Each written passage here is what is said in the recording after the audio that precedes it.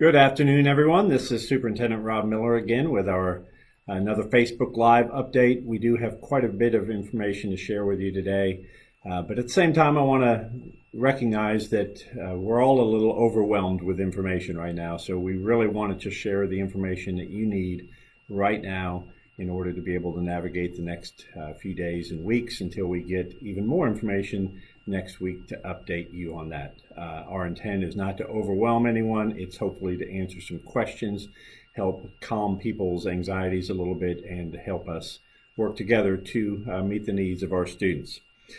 As I mentioned yesterday, I want to just take a minute or two and talk about some of the final comments I made in our written update yesterday, and that's just an understanding of the very real emotional impacts that this coronavirus pandemic is causing on our children, our friends, our colleagues, our relatives.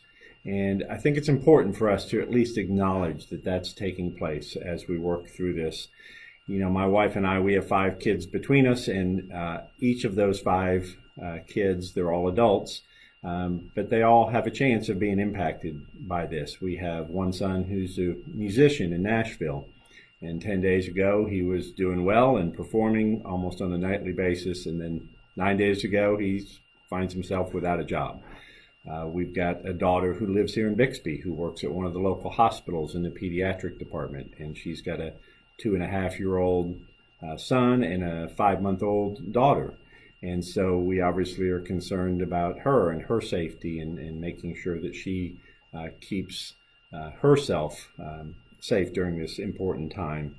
I've got parents that are in their 80s and in-laws, and just like many of you, and each of them have health issues that may make them more susceptible to exposure to the coronavirus or impacts from that. So that's a concern. I know of at least one teacher who is under self-quarantine here in Bixby because her husband was exposed to someone who tested positive for the coronavirus and is exhibiting symptoms as well. So we've got that going on. Over the past few days, we've been delivering meals to a lot of our families and students, and it's great to see our students smiling in the car, and it's also heartbreaking to see some of our parents with tears in their eyes because they are scared and anxious about what's going to take place and their ability to support their families through this very difficult time. I've received obviously dozens, if not more, emails from family members, from parents, from students with a lot of great questions about what's going to take place and what our plans are. And so I know there's a lot of anxiety, a lot of uncertainty out there. And so this is a lot more than just answering the question of how do we continue to educate and provide instruction to our students. It really is a broader question of how do we, as a school district, continue to support and serve our families, our students, and our communities during this very difficult time. Our focus as a team with our principals, our teachers, our district administration is to simply wake up every morning and do the very best we can to serve our kids. I'll tell you in advance, we won't be perfect. We're going to make mistakes. We'll come up short in areas, but we have a wonderful team, and we will do the best we can, and we'll figure things out as we go. We're also a very strong community, and we're blessed to have many families and community partners and faith-based leaders in this community that are also making difficult decisions every day and doing what's right for their people.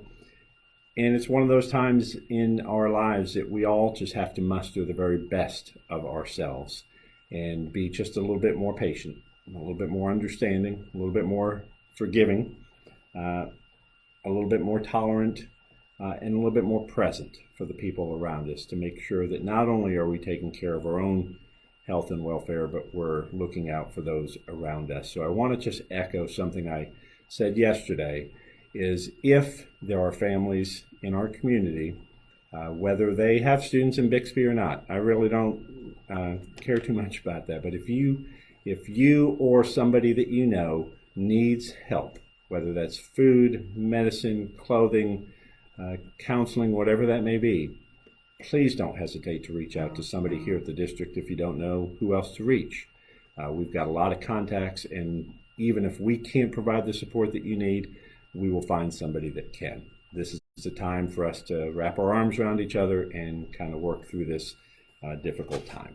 So with that as an introduction, let me get into some of the information that we have learned just since last Friday, which was the last time we did this Facebook talk. The state yesterday in the State Board of Education meeting approved what's called a continuous learning plan or distance learning plan. And what that entails is that schools, physical schools, are closed for the remainder of the school year. That's hard to even wrap my brain around, that we are closed for the next 7 weeks of school. But with a continuous learning model or the distance learning model, whichever term you prefer, what we're tasked with doing, and we're happy to do, is to continue to provide instruction to our students over the next few weeks. We are still waiting to learn the specific parameters, the framework for the State Department plan. I know will have a website of different learning resources that we'll be able to access. But as much as possible, we also want to tailor this to meet the needs of our kids here in Bixby, not just a cookie cutter approach or a list of online resources or apps that you can download to help your kid at home. We may have some of that as supplemental services, but for the most part, we want to provide students opportunities to continue to grow academically wherever they are. And so that's a big challenge. It's going to look different for students in different grade levels and different subjects, different resource and technology needs. We have students all over the spectrum in terms of learning needs. We have students that are English language learners. We have about 15% of our students that are on individual education plans or need special services. So we have a lot of things to try and factor in as we develop this program. Our goal is to do two things: to make this simple, yet make it meaningful. And those two words kind of oppose each other, but that's really our focus. So instead of asking each teacher to create their own curriculum, especially at the elementary level, so that we have 20 different first grade teachers doing 20 different things, as much as we can over the next 10 days, we're going to have teachers collaborate and develop learning activities by grade level or subject. So every first grader in Bixby should hopefully have the same expectations, the same activities to work through, and just to keep not only equitable, but to make it consistent and less confusing for our families. We're looking at possibly doing some problem-based activities that build on students' already existing knowledge and skills so that they can incorporate on a multidisciplinary level their English skills, their math skills, science, social studies, creative thinking, problem solving, and incorporate that in a way that is more meaningful, hopefully a little bit more engaging. What we don't want to do is simply send home a bunch of packets with worksheets. That is not the intent, and that's not very good instruction to do that on a daily basis. We are looking at 5 to 6 weeks of instruction.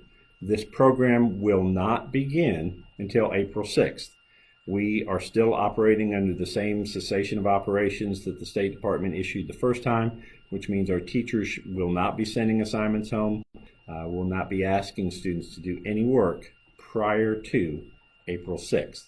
And so our plan right now is to work through these details and share something with you by late next week so that you're ready to go and you have the materials and resources that you need to begin this activity. This will last through, there's a window that the State Department gave between May 8th and May 15th. We're still working with our Board of Education to narrow that down, but at most this will go for 6 weeks or 30 days from April 6th through May 15th at the latest. So that's kind of the window that we're looking at for providing these resources. We're not talking about summer school yet. That's another issue we're going to have to look at as we get a little closer. Same with extended school year for some of our special students. We're not at a point we can give good answers for that yet.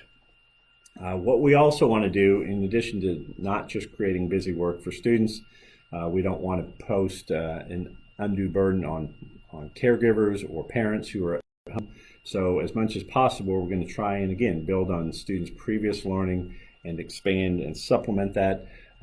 Try to do as minimal that we can with textbooks because, again, the logistics of trying to get textbooks to our students and then checking those back in at some time down in the future are problematic. And so we're going to try and coordinate this both with virtual platforms through Google Classroom, and then as needed through paper packets, deliveries, whatever we need to do. And we'll work at those details here pretty soon.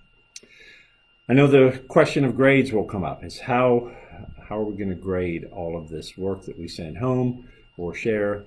Our focus right now is, again, to provide meaningful activities for kids to expand their learning and to continue to be academically engaged over these last 6 or 7 weeks.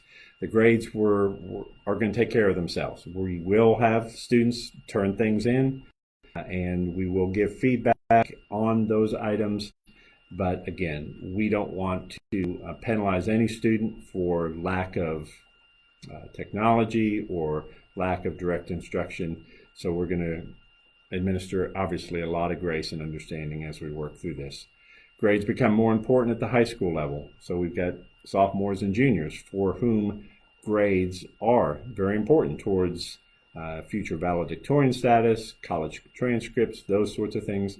So again, our teachers are going to be very open and issue a lot of grace when it comes to those.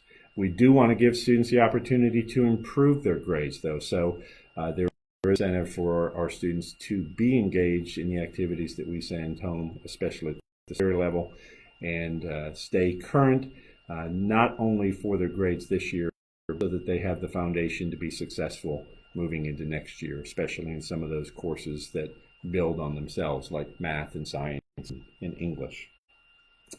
Relative to students on IEPs who require extra services, we're waiting for more information from the state on how we need to proceed with this. If you have a student that's on an IEP that is expecting an update or reeval in this time frame, we will conduct those meetings. They may be virtual, like this, a Zoom meeting or a Google Hangout, but we will conduct those meetings and we will take care of your kids during this time. I know there'll be some questions about that, so I'm going to come back and address some of those issues. Let me cover just a couple other items that are on my list, and then I'll come and I'll start doing some of the questions. I know there's a lot of people that want to know about how do we get back into the building. I've got band instruments, I've got clothing, I've got other materials, personal belongings that are in the school. I'm going to ask for your patience with that. At this point, we're trying to figure out how do we get our teachers and other employees into the building to get their belongings. We'll probably have to kind of spread this out in order to continue to comply with the CDC's social distancing, which is limiting us to 10 or fewer. Governor also put a safer at home initiative in place. So we're really trying to reduce the number of people that are out in the public, possibly exposing themselves or others to this virus, and trying to be as cooperative as we can. So with our teachers and staff, we're going to be sending out kind of a sign-up sheet. There'll be a limited amount of time that they'll be able to be in the building to pick up their materials. And then as soon as we know what our instructional plan will be, we will send out a plan for students to get in the building. So at this point, I'm just asking for a little bit more patience. We'll get to that point. If, however, there's an emergency need, you have something in the building that you desperately need, then please coordinate with your site principal or somebody here, and we'll make some arrangements on those emergency case-by-case basis. One of the saddest parts of this whole thing is the impact on athletics and extracurricular activities. And my heart absolutely breaks for those high school students who are going to be missing out on all of these activities. The seniors especially, if you play baseball or softball or run track, it is enormously disappointing to miss those opportunities to participate in those. You only have a certain number of years to do it, and we're losing one of those. So That includes all practices, that includes working out in the gym, strength and conditioning for football. All of those things are closed. We've been told to keep our buildings closed and to limit the access. So I apologize for that. It is really beyond our control, and hopefully this will dissipate quickly and we'll be able to resume some of those normal patterns here pretty quickly.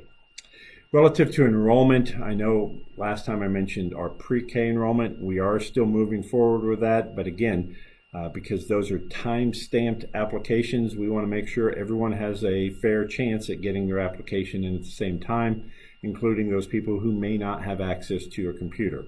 So we're working out the details on how that will look. If somebody needs to come to one of our sites to complete that application, again, maintaining the social distancing, so no more than 10 at a time.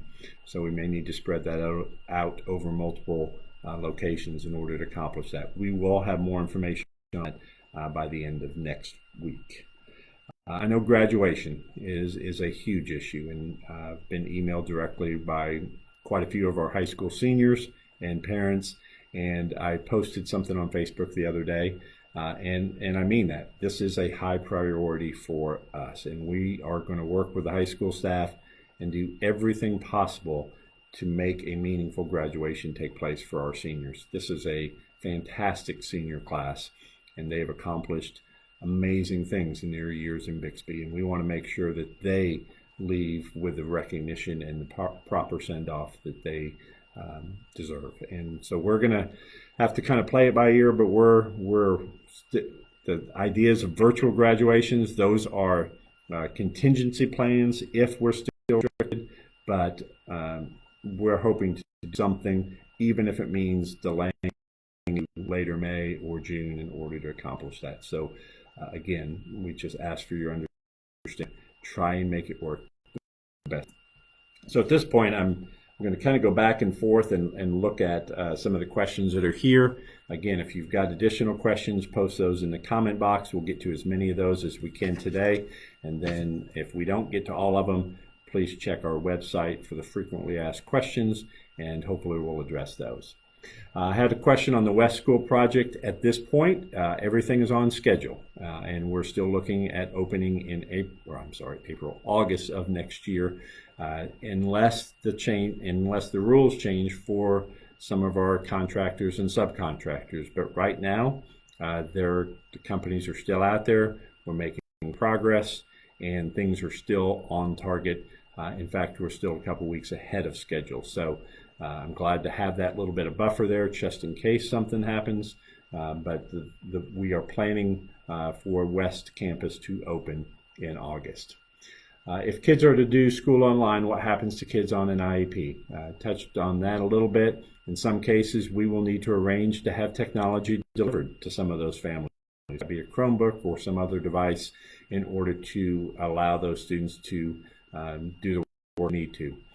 If there is a Wi-Fi issue, again, I believe that we'll have resources available from the State Department and probably some of our local vendors to have some spots and things like that some of our students who need it will be able to issue those. Can't make any promises yet, but we are actively working at how to solve that. How do we address families with multiple kids and multiple devices? That is a great question. That's why, as much as possible, we're trying not to overload any one family, because if you have 4 or 5 kids and they all need one computer, that's a challenge. I know that one of the plans that I've seen is the so-called Kansas plan, and they have kind of set up time limitations, and I believe that the Oklahoma plan will have similar actions. So this will not be a 6-hour school day. We're not going to be able to replicate that. So at the earlier grade levels, at kindergarten and first grade, it could be an hour a day of activities that we provide that are specifically assigned. It doesn't mean that we won't offer supplemental services and other things that parents and kids can use to continue to grow academically, but it won't be an expectation. When it gets to grades 6 through 12, the guidelines I've seen so far is 30 minutes per teacher or a maximum of 3 hours a day for any one student. So that's going to look a little different, and we'll give you more details this week. I will say that those students who are enrolled in concurrent enrollment through Tulsa Community College, you should already be receiving emails from them. If it was an online class to begin with, that should be continuing this week. And if it is transitioning from a face-to-face class to a virtual platform, that will start next week on the 30th for those students in TCC. For Tulsa Tech, some of those programs, we've got a couple hundred students that are involved in those. We're still waiting for final guidance from Tech. You may have already received some from them, but I know they have canceled all their classes, and they're in the same position we are in trying to figure out how to serve their students who are working on certifications and things like that. Let me see. How can we help our school parents in the community? I think once we do have a plan in place, we may need to ask for some assistance. We've been blessed with having a lot of parents who've offered to help with the food deliveries and things like that. We are making a big donation today of hand sanitizer and wipes and Lysol and things like that to our local hospital, Hillcrest South. And we're also have made donations to the Bixby Police Department and Fire Department, because we just have a lot of those things in stock, and we're willing to share those. There may be some opportunities, and I appreciate the generous offers that we're getting from others. Summer school, again, we're waiting. Library books, I would just wait on. No need to turn those in right now. Again, by the end of next week, hopefully we'll have a better plan. We want to make sure that it's a systematic and that we aren't inadvertently exposing students to the virus if we can, and avoid that loss. Just looking at my other screen here.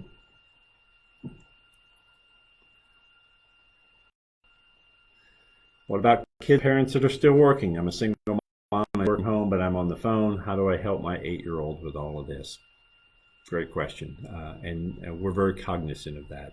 And not everyone has the same flexibility with their schedule. We have parents at work that are really trying to navigate very challenging time with daycare and childcare. And so, again, we're going to be fair and equitable with it. For the most part, we're providing opportunities for students to work on these things with a minimal amount of adult direct supervision. So again, making the activity simple enough that with a little guidance, the students should be able to do the majority of this on their own, even an 8-year-old. And things that they can't get done, we'll have teachers available for parents to call, and we'll work out those timelines as well. If we need to do some video conferencing with students and families, we can do that as well. All of those are the details that we'll be working out next week.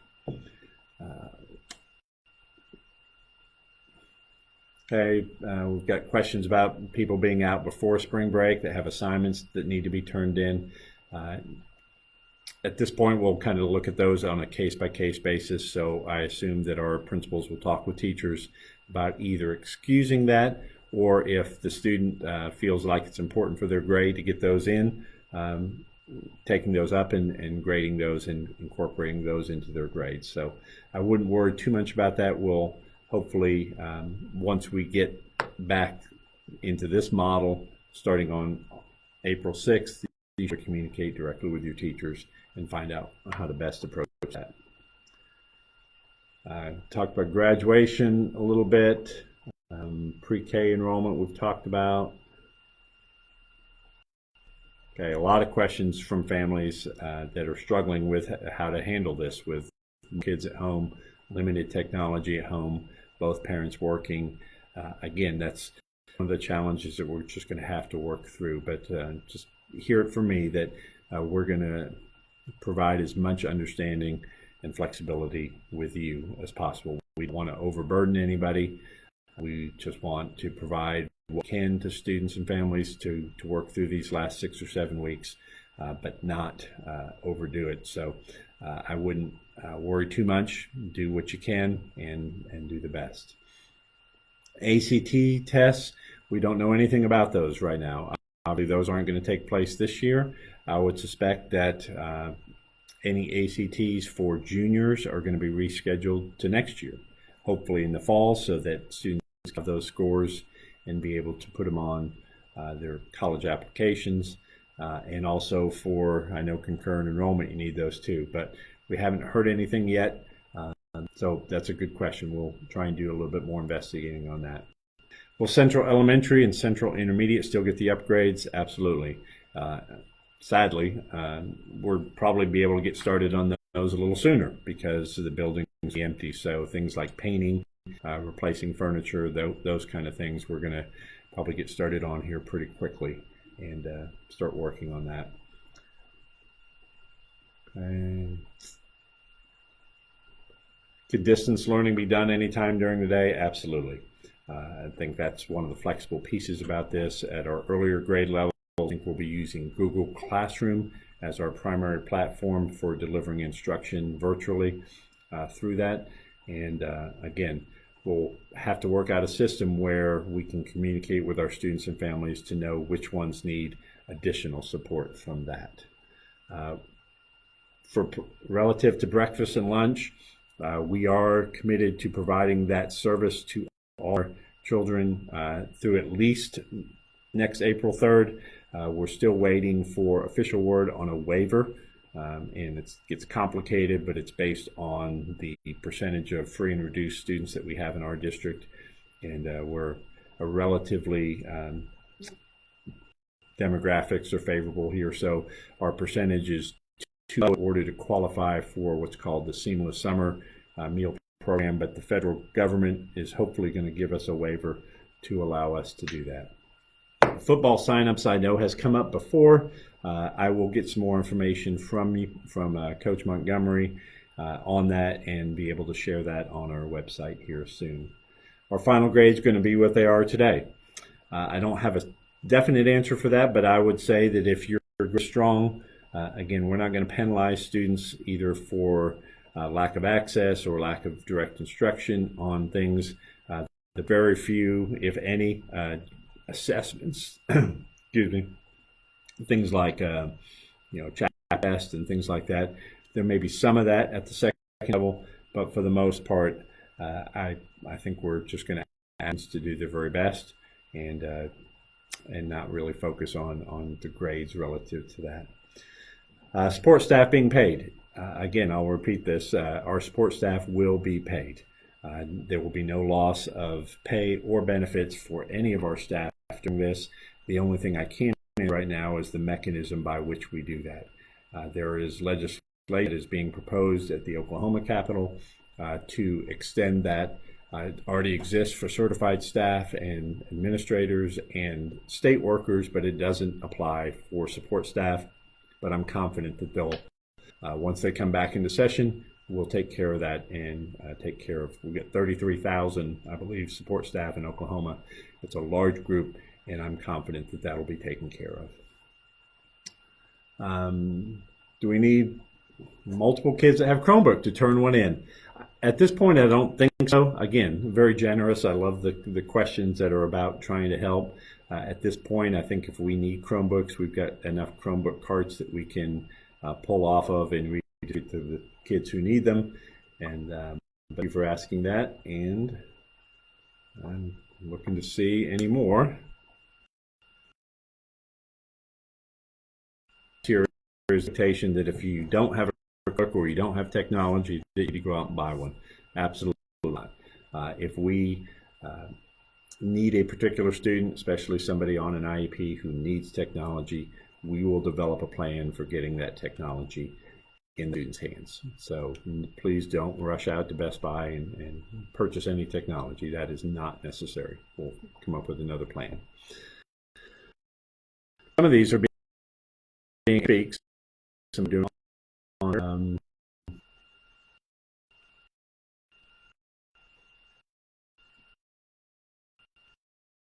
if any other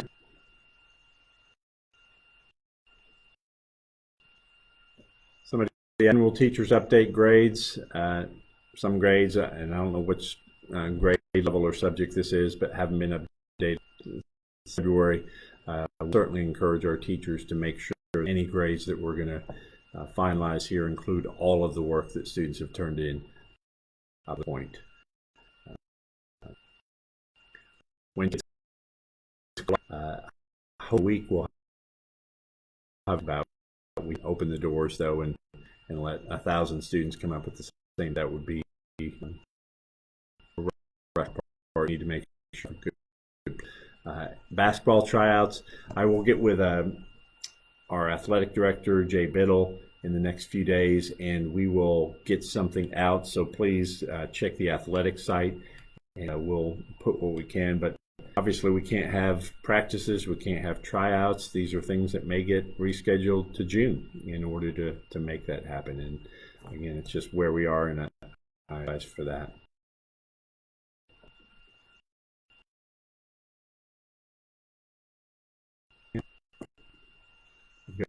Teams up here, so we're learning some things here as well. Okay, somebody said that they had medication that needed to be picked up from one of the sites and they weren't available on Tuesday. Just email your site principal and we'll make arrangements for you to pick that up. Again, that and any other emergency items from school, we'll certainly open our schools for you to do that. I'm hearing some comments out. Maybe that's not my voice or my computer, but I don't see any other. We will, of course, continue to do either daily or every other day updates on our website.